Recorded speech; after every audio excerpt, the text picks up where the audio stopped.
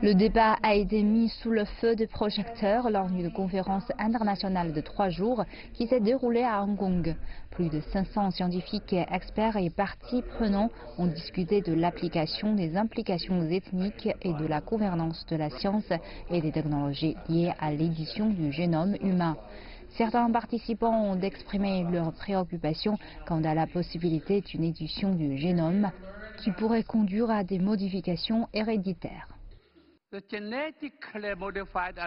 Selon certaines règles bioéthiques, il est interdit d'importer un embryon génétiquement modifié dans certains organes de reproduction humains ou animaux. C'est pourquoi le Dr He enfreint certaines réglementations.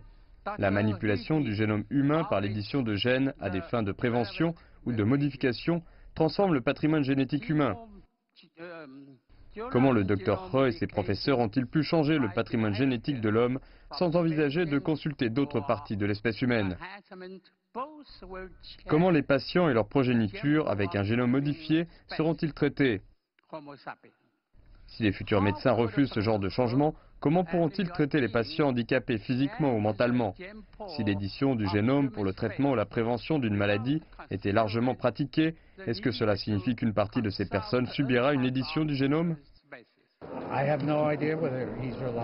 Je ne peux pas dire si le Dr He est fiable ou non. Je n'ai vu aucune de ses recherches et je ne sais pas ce qu'il a l'intention de revendiquer, alors c'est très difficile à dire. Mais il est regrettable que son travail n'ait pas été revu par des pairs.